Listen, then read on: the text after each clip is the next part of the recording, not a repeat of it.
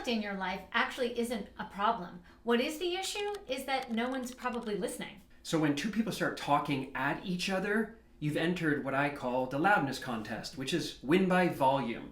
And I know you think more logic, more evidence, just one more piece, and they will finally get you. But they're doing the same thing. So two people are just waiting for their turn to talk.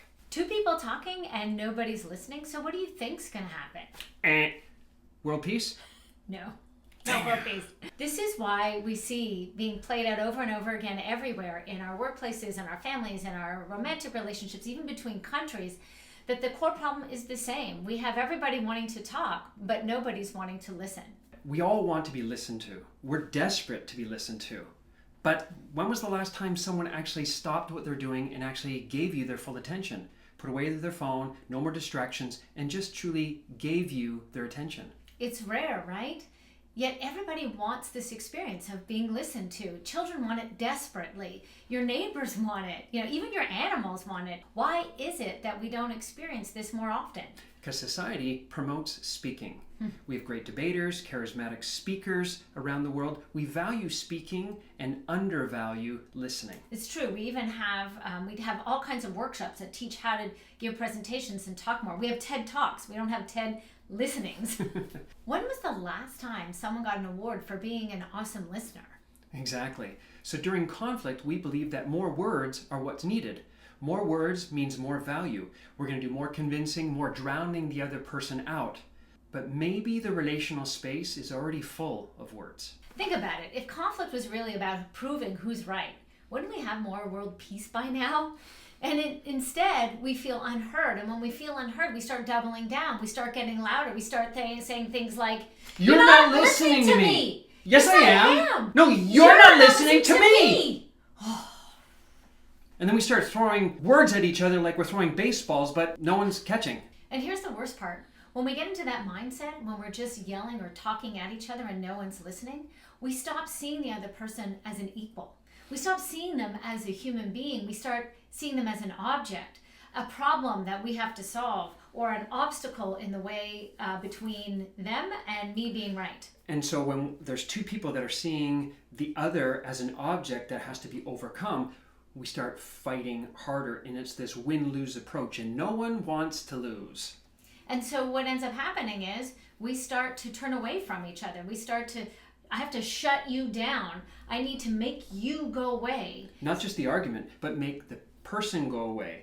So that means I either turn away from that person in that argument, or I start to turn away from that person forever. Or they even turn away from us. In either way, we end up having arguments where we could have healed that relationship, but instead it's breaking the relationship. If you don't learn how to handle conflict differently, you're not just going to lose arguments. You're going to lose relationship after relationship, because you're going to take that same approach everywhere you go. Because you take you with you all through your life. Hey everyone, we're Jeff and Ellen. We're life and relationship coaches, and we help people build better relationships. Specifically, how to argue better. Because conflict is growth trying to happen. And if you understand how to navigate conflict better, then conflict can actually bring you together rather than push you apart. It's not about whether or not you have conflict. It's about how you approach that conflict to begin with. Yep. Trust me when I say we did not handle conflict well. In the beginning of our relationship, we fought like cats and dogs. It was war. Mm-hmm. It was like being in a courtroom and a major jail sentence was at stake. Building evidence in our favor, jury, adding in witnesses. It was like Olympic levels. We even went all night sometimes. Put on another pot of coffee. Because being right was so important to each other, and we made being right more important than the relationship. And thankfully, we figured this out. So today we're going to give you 3 powerful shifts that you can make so that you change how you engage with conflict. Number 1, shift from winning to understanding. It's natural that you want to win. We're raised and reared to win. We have competition in schools. We want to win that board game against our parents. We want to win the championships against the other high school. We are bred inside of us to want to win. But when we bring that into our arguments and our relationship, that's when it becomes problematic. And what we need to do is start developing the muscle and the skill set about how to listen and how to understand who we're in relationship with. So instead of seeing your partner being on the other team, make sure that they're still a teammate, so that if you're winning together as a team. And to win as a team, both people need to make sure that they feel understood. And so that becomes the highest priority. And for us, when we were arguing, we had to change from getting my point across that if we're promoting understanding, someone has got to start that first. And it might as well be me that starts it out, says, I'm going to put forth understanding, so I'm going to stop talking and I'm going to give this to you. And that was a main big shift for me. That was a really big mind shift to move from I need you to get my idea first and maybe only to I should understand what is happening for you and get more information before I just start coming in with words. For me, one of the key things I had to say in my mind is I'll go second. I'll go second. Meaning that if once she's done, I then get to talk. And so once we're done with your understanding, it will be my turn for understanding. And that's a shift that we're promoting two people's understanding, and we do not move ahead until both people have the chance to be understood. Number 2, go slow. Connection can't happen when you're going too fast. It makes sense that when we get triggered and our nervous system starts to go towards the direction of fight or flight, we want to speed things up. Our breathing gets faster, our heart rate increases, and so we want to also speak faster. But when it gets to a point where it's an important conversation, that an argument is happening, we gotta put the brakes on. We gotta slow things down. Because when we go fast, when I go fast, I'm just causing Ellen to go faster as well. I'm revving that engine in a not fun way. His worked upness is now causing me to feel worked upness, and now we're bringing worked upness into the space between us, and that will never bring peace, connection, and understanding. Instead, we actually have to override our nervous system, that fight or flight response that's kicking in. We have to take a breath, and we have to move at a speed where we can still maintain understanding. If I am speaking so quickly and so fast and so much, he can't take in what it is I'm wanting him to say. If the conversation or the argument you're having is important, give it the time it needs to happen. No rushing. Rushing doesn't make better. So here's something that we do when that happens. One or both of us say, hey, can we slow things down? It's going a little fast for me. We even have our code word or trigger word, which we use is quicksand.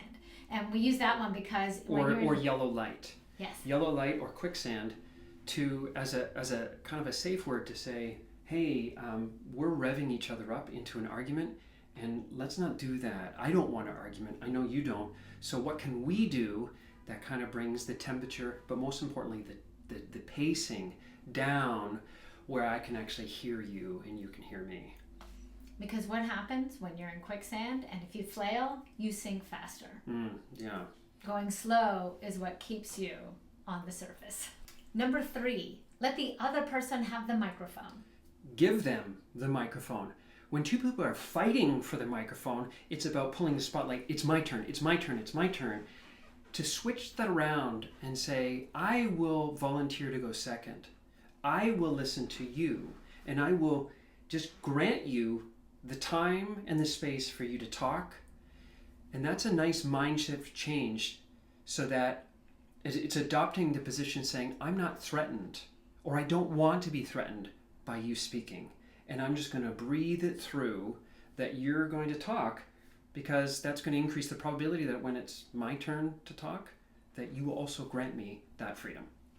We even have clients who've gone out and bought toy microphones so that they can literally have the symbol of a microphone that they can pass back and forth. Because sometimes when we're worked up, we need something that we can actually hold on to remember that's tangible, to say right, and to actually do the gesture of, let me give this to you. Because when I get into the mode of giving, I'm actually taking myself out of the mode of arguing. It's like that talking stick. Only one person has the talking stick, and are you fighting to take it back? But you give it. And by separating who is talking, it is acknowledging, I don't talk now. I don't have the talking stick. I don't have the microphone. And whatever's going on for me has to be put in what's called the parking lot. And you get to go next. And the nice thing is, though, when I am letting Jeff speak, I'm actually also helping to regulate my own nervous system. Mm-hmm. I am now part of our solution, and I'm not competing and battling for my side and my take and my need. The key thing here when listening, want to be clear, it is not about agreement. Mm. It is not about me relinquishing my perspective and my point of view. Listening is just saying the way you see life, the way you're seeing this argument is valid. Now, I may not agree and have the same perspective. I have a different perspective, but the way you take in life, the way you took that argument, the way you're viewing how I spoke to you, that perspective is valid. And if we don't do that, if we collapse to just one person's perspective, we've lost the intellectual gold mine of two people. It's no longer a shared reality, a shared pool of knowledge anymore. It's just one single person's pool of knowledge, and that's quite limiting. And if we're positioning that it's only one person's point of view, then one of us becomes redundant here, because only one person is the source of the information. Only one person is the source of the answers. And now we're actually trying to turn someone else or control someone else to becoming more like us. And that actually goes against the philosophy and the health of expansion, evolution, and becoming more than I was as a single person when I accept the influence and another person's perspective on reality, and I can take some of that in. But I can't take it in if I don't understand it first. Yeah, between two people and an argument between one position and the other, as you've heard, somewhere in the middle is the truth and reality. And how can we get further to the truth? By using my perspective and adding to your perspective, so we have a much better and more complete understanding of the experience. So here's your challenge. Next time you find yourself in an argument, don't try to win. Aim to listen better. Because conflict doesn't need to be a battle or a war. Conflict is an invitation for new to come into your life. You will not find love on a battlefield. We don't want you to fear conflict. Conflict isn't everything, and it's necessary. We just want you to learn to develop skills to negotiate it better. And that's where we come in. We can help you, and we've helped many couples learn how to turn conflict into something that actually benefits the relationship. What's one thing that makes listening difficult for you in the presence of conflict? Drop it in the comments below. We'd love to hear from you. And if you like this video, hit that like button. You can subscribe to our channel so you get notified of our future videos, or you can share it to someone who you think needs a good listening to. In the next video, we're going to talk about relational intelligence. This is where we explain the concepts of getting along with other people. How to fight better, what are you doing when you're not fighting, and how do you co-create a culture of team. There's a lot out there competing for your attention, so thank you for giving us yours.